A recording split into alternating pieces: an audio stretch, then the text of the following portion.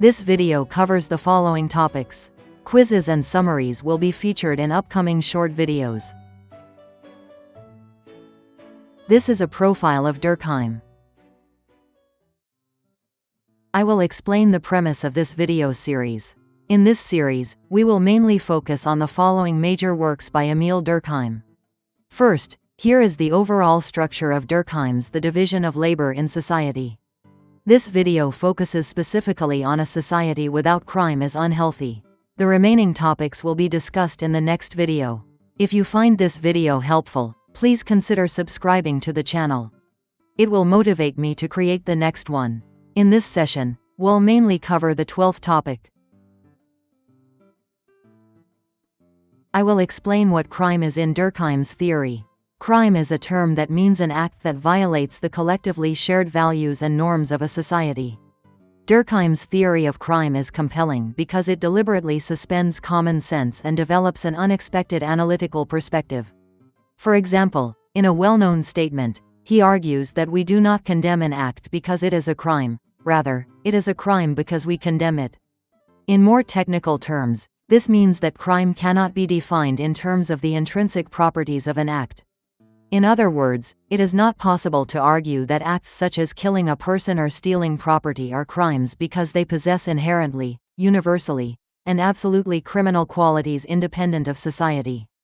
This perspective is closely related to the notion of context as discussed by Jacques Derrida and Gregory Bateson. For example, in the context of war, killing another person may not contradict the collective conscience of a society. Of course, there can also be individuals who believe that even in wartime, such acts are blameworthy, and there may be societies in which such views are predominant on average. Likewise, acts that we would not consider criminal at all may be treated as crimes within a monastery. In short, which acts are condemned varies depending on a particular historical period and society, and accordingly, what is regarded as crime also changes. Durkheim also argues that crime can be defined only as all acts that are punished. In this sense, crime is a retrospective or consequential category. An act is considered a crime because it is condemned, and whether it is condemned depends on the collective conscience of a given society, making it inherently relative. In other words, crime is determined by the collective conscience in a relative manner, rather than by any universal, objective, or absolute standard that transcends a particular collective conscience. As a further crucial point, Durkheim argues that crime cannot be defined in terms of its harmfulness to society. What matters is whether an act is condemned by the members of a society, that is, whether it provokes collective indignation. For example, Durkheim suggests that killing a single individual does not necessarily constitute a significant harm to society as a whole. In The Division of Labor in Society, he even states, "What does it matter that society loses one individual? What is it to an organism to lose a single cell?" Durkheim considers phenomena such as bankruptcy or sudden fluctuations in the stock market to be more harmful to society than acts like homicide. If economic deterioration weakens social solidarity and leads to situations in which people may starve to death, then, in terms of harmfulness to society, such phenomena can be regarded as more serious than individual acts of killing. That said, it may be difficult to imagine specific situations in which a single individual directly brings about such large-scale consequences, especially without detailed knowledge of economic processes. For example, even if a corporate executive deliberately engages in accounting fraud or financial deception, the prison sentence may amount to only a few years. Insider trading may be another example. Political slush fund scandals may also fall into this category. While generating distrust in the economy or political system may be more dangerous than homicide in terms of its societal impact, the legal penalties imposed are nevertheless overwhelmingly lighter than those for homicide. Of course, there may have been societies in which the degree of harmfulness is directly reflected in the severity of crime, and such societies may still exist somewhere today.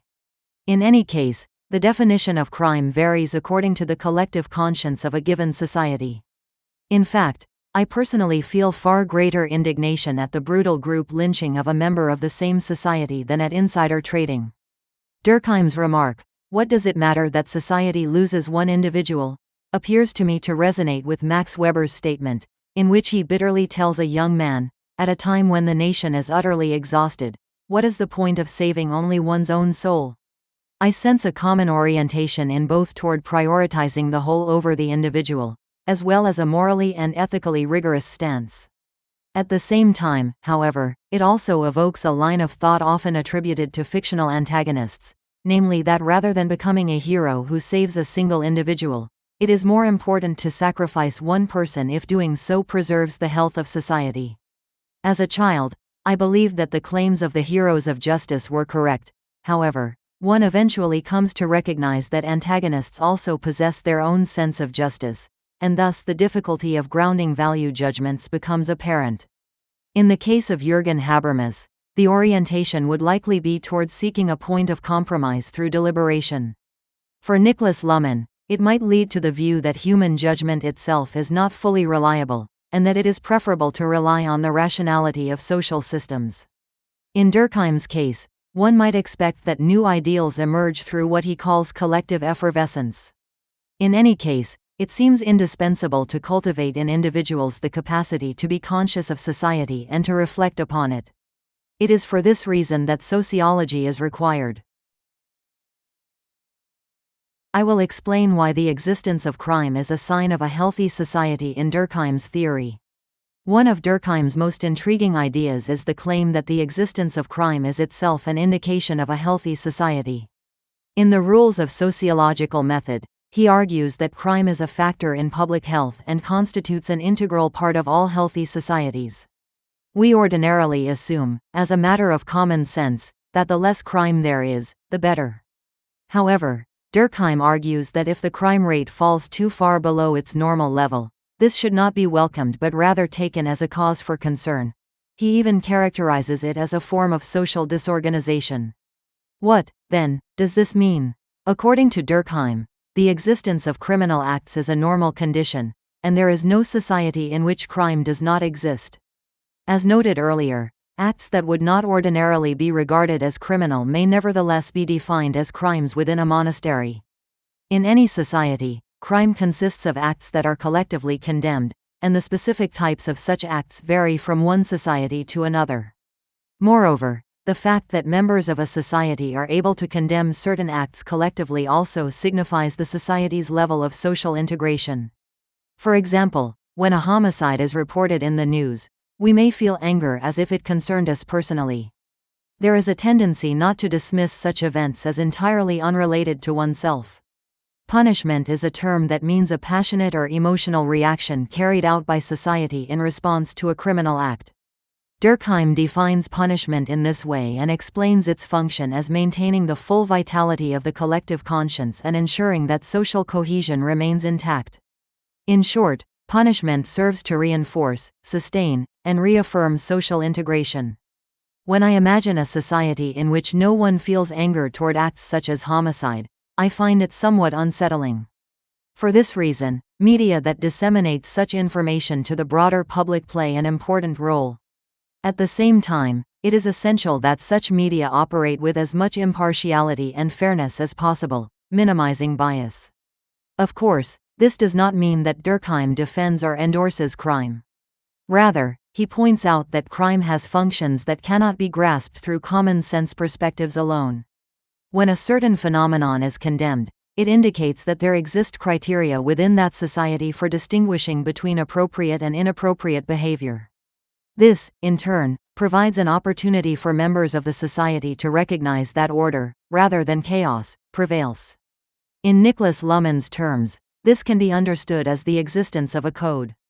This line of thinking is close to what the sociologist Robert K. Merton later called latent functions. In other words, people do not condemn acts with the explicit intention of maintaining social integration. Rather, even without such intentions, their actions may nevertheless have the consequence of positively contributing to social cohesion. Even if individuals' inner motives are, for example, I am afraid of being harmed, so I want dangerous people to be excluded, I simply dislike them, or I am irritated and want to lash out, such reactions may still function to reinforce social integration as an unintended outcome. I will explain the revision in the two laws of penal evolution. Later, in the 1901 paper The Two Laws of Penal Evolution, Durkheim revised the theory of crime presented in The Division of Labor in Society. In The Division of Labor in Society, he had explained that the older or simpler a society is, the more dominant are repressive laws, whereas as society becomes more complex and developed, restitutive laws become more dominant. In The Two Laws of Penal Evolution, in addition to the broad categories of social type, Durkheim introduced the factor of the nature of governmental authority. Specifically, he added the principle that the more absolute the central authority, the harsher the punishments tend to be. An important point is that Durkheim considered the absolutism of central authority to be only weakly correlated with the type of society. In other words, regardless of whether a society is high or low, or whether it has a division of labor or not, central authority can still possess an absolute character. In fact, Germany during World War II and contemporary China are societies in which the division of labor is highly developed, yet the central authority possesses an absolute character. Therefore, it can be inferred that punishments in such contexts are severe. Of course, there remains the question of how one could empirically demonstrate, according to a clear standard, that punishments in Germany or China are indeed severe.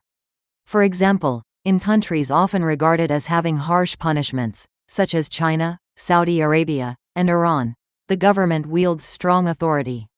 In China, the number of executions is sometimes estimated to be the highest in the world, while in Saudi Arabia and Iran, public executions and floggings occur. The sociologist Isho Omura points out, Japan's crime rate is extremely low, but should this be considered an abnormal phenomenon? If crime has positive functions, one must also consider the concrete problem of how to make a net calculation of its effects in the Mertonian sense.